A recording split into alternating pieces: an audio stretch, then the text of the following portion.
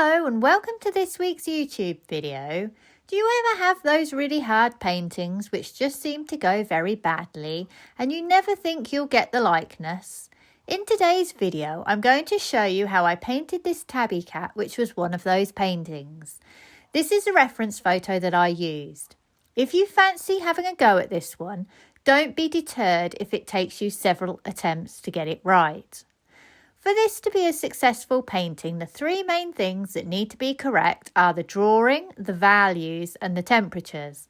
Whether your style is looser like mine or more rendered, it doesn't matter. It will work if you get those three things right. This is the case for any artwork, but can be especially challenging with hard paintings. This one is difficult because there are lots of temperature shifts in those browns and also a big value range in those whites. I also have quite a lot of temperature shifts in those whites too. However you choose to get the reference photo onto your canvas is up to you. You can grid it, draw it freehand or trace it. It doesn't matter. Just make sure you have it correct. I would recommend covering the canvas in a thin scumbling layer of paint first, where you concentrate on the values and the temperatures. This was my first attempt. It is easier to judge values and temperatures correctly when you have everything covered. This first layer doesn't need to look great. It just has to give me a starting point. I'm not using any medium. My paint is just thin and sketchy.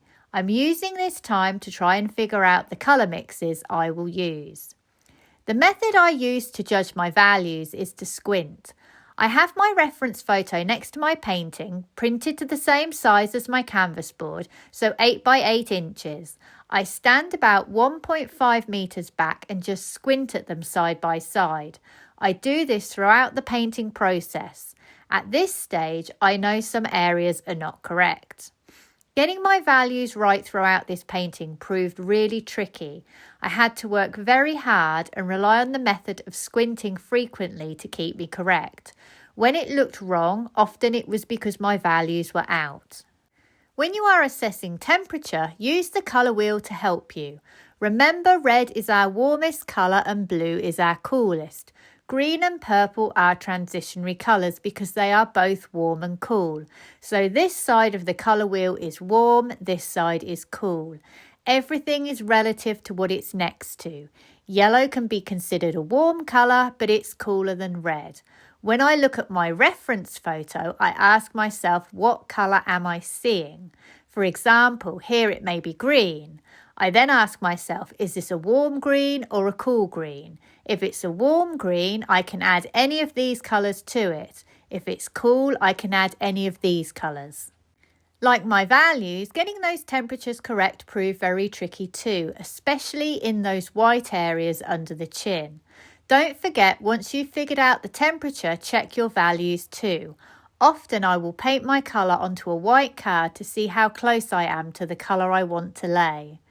Brown is slightly trickier if you are going to attempt to mix it. If you want to use a brown from a tube for this painting, I would recommend burnt umber. Burnt umber has a warm leaning, so if you want to cool it down, you can add any of these colours on this side. If you add any of these colours on the left side, you will not change the temperature of the brown because it's already warm. You will just change the colour. So if I were to add orange to my brown, this would make it more of an orange brown. If you are not confident in mixing your own browns, this is an easier way to do it. Getting the temperature correct is more important than getting the colour correct. Let's have a look at the palette I used for this painting. The colours I am using are cadmium yellow light, yellow ochre light, transparent yellow oxide, cadmium red, alizarin crimson, transparent red oxide, viridian, ultramarine deep and titanium zinc white.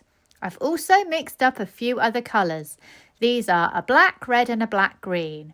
When I mix these two together, they give me my rich black, a purple that leans warmer, 2 oranges and another green.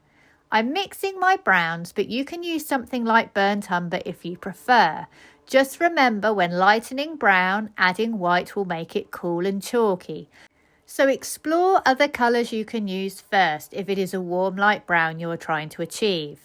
Cadmium yellow light, yellow ochre light, and these two oranges will all lighten my brown without affecting its warm temperature. If you want to have a go at mixing your browns, remember that mixing opposite colours will make brown. So red mixed with green, blue mixed with orange, and yellow mixed with purple. It's also worth noting that I have 4 reds, 3 yellows and 3 greens on my palette. Each one will mix a different brown. You may find experimenting with colour charts will help you understand the mixes you can get from your colours. Let's look at the exact colour mixes for this painting. For my blacks, I have mixed these two together and used it exactly as you would a black from a tube. Having a warm and cool black makes it easier to suggest form. For my greens, I am using a range of colours. I am using my Viridian as a transitionary green. Where I need my greens to be warmer, I am adding transparent yellow oxide and also some of this orange. Remember, I can use my yellows to lighten too, specifically these two. Transparent yellow oxide will not lighten, so it's good to add to your darker values. Where I want a cooler green, I can add my blue, a blue purple or white. White will also lighten this green as well. For my browns, I am using a range of colours. For my dark brown, I am using purple, my black red and my orange. Where I need to lighten this brown and make it more of a lighter orange brown, I add more of this orange and perhaps some yellow ochre light, depending upon how light I need to go. Notice I have not used white. Where my browns are cooler, I am using my purple plus a little white. Where my brown becomes lighter and more yellow, I use my cadmium yellow light plus my purple plus my white. This gives me my cool yellow browns. If they are too cool, I just add a little of my transparent yellow oxide. For my whites, I'm using a number of mixes. I have mixed up Viridian with alizarin crimson plus white. This gives me a grey. I then add this grey to my browns and my greens, depending upon whether I want a brown white or a green white. Notice how cool my whites go.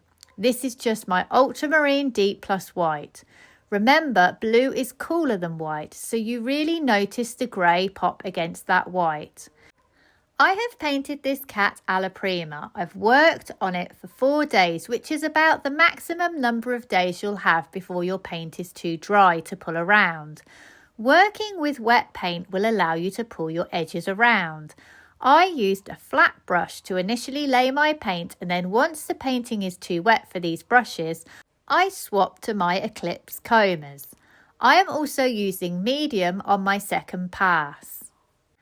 However, I made a big error with those whiskers. As they are such a prominent part of this painting, I decided to paint them in once dry. This was a disaster and didn't work on an Alla prima painting. It just looked odd. What I thought was a 30-minute job ended up taking me 3 hours because I had to repaint the whole bottom section to allow me to paint those whiskers Alla prima. I needed to pull them about and integrate them into my brushwork.